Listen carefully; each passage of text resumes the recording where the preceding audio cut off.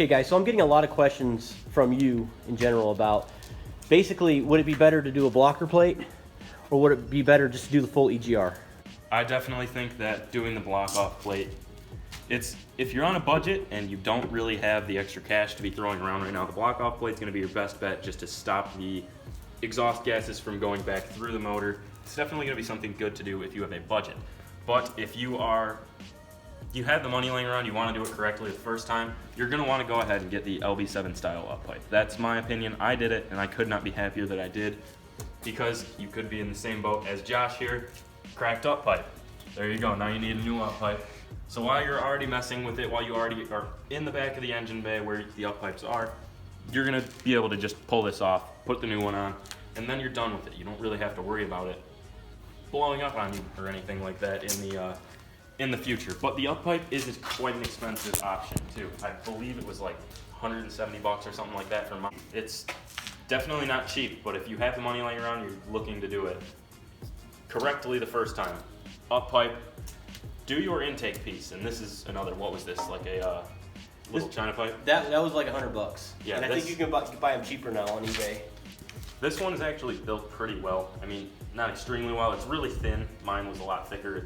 The diameters on here are crazy, but these brackets are definitely a key part in when you're doing your EGR delete for your intake piping. Because if you don't have these brackets, this is actually your intake elbow out of an LBZ. This elbow will, these O-rings blow out. You can see he's missing one there. Those O-rings blow and this elbow actually pops out of the Y-bridge. Mine did that, and it's done it, I think, 2 or 3 times now. And that definitely sucks trying to put that back together here. And the reason that's happening is because you don't have these mounting brackets holding this in correctly, because your EGR will sit here, bolt pretty much right up onto the end of your intake piping and then into the Y-bridge. Here, let me show you guys. Just because, so basically it's gonna bolt just like that. Exactly like that. And then you figure the Y-bridge is back here, your intake boot for your intercooler boots there.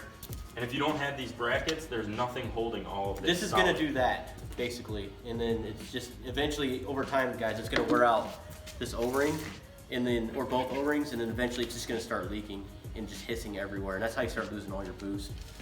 Mine's starting to do that, but it's not too bad, but I'm definitely gonna have to be in the market for a Y-bridge eventually. Now, if you do a blocker plate, you don't have to worry about any of that stuff. You don't have to worry about the O-rings blowing, because this is already going to be set. This is going nowhere. But then you do have the restricted flow of your stock intake piping, which we don't have here. We do kind of. Well, you're right. This is just the cooler. We don't have the stock intake piping that replaces this. No, we don't. But the thing is if you guys are going to do the actual blocker plate, I would highly suggest you guys do the blocker plates inside of the EGR valve as well, just because you don't want this to be wide open. You want a direct shot with this air going in. So it's always good with the EGR, this actual EGR valve right here, to block these off. They come up with blocker plates as well. So, you guys have a lot of questions about why should I do the blocker plate or should I just go with the full EGR? Again, it really just depends on what you want to spend. So guys, the bottom line to this is do the full EGR delete. It's so much better on your engine. I mean, it's gonna induce air a lot easier. It's gonna flow better. And another thing that I wanted to quickly talk about too, once you actually do the full EGR, because obviously you have the EGR right here, the EGR delete pipe. So that's already there. But one thing that I did do, because I wanted that bulletproof situation, is I did the Y-bridge. I know you can't see it, but it's in there. All right, so make sure that if you guys want to spend some money and you want to do this correctly, get that Y-bridge, because the Y-bridge doesn't have those O-rings. Let me show you. These are O-rings that are prone to blow and cause boost leaks and lose boost pressure and just have all kinds of little issues. So if you guys want to do this right, do it the way I did it. And of course, I did a video on it, so check it out. I'll leave those in the description below for you. So guys, basically, if you were to sum it up, if you were to go blocker plate or the EGR delete in itself, it's really on you. It really is. I mean, if you can't afford the EGR delete pipe, I mean, but these are pretty cheap. You could probably pick these up on eBay for like 50 bucks. Not saying that it's okay to buy cheap diesel parts, but if you really wanted to do a full EGR delete, you really could get away with it. I also did a full EGR delete video on YouTube as well. Or if you guys go with the $12 option, the blocker plate where you're blocking off the EGR, which basically the up pipe, this is where it's going to mount to. right here. You're just gonna block it off right here that connects to the cooler, to the up pipe, and that's it, okay? And therefore the exhaust isn't going through the cooler, it isn't going through the valve, and it's not doing anything. So basically that exhaust is not gonna get rerouted. But the bottom line with that is it's an engine light. I mean, if you want to have an engine light on your dash, then I would have an engine light on my dash if I didn't have to worry about the exhaust recirculating through my engine 2 times and all that gunk building up. For example, this is after 150,000 miles.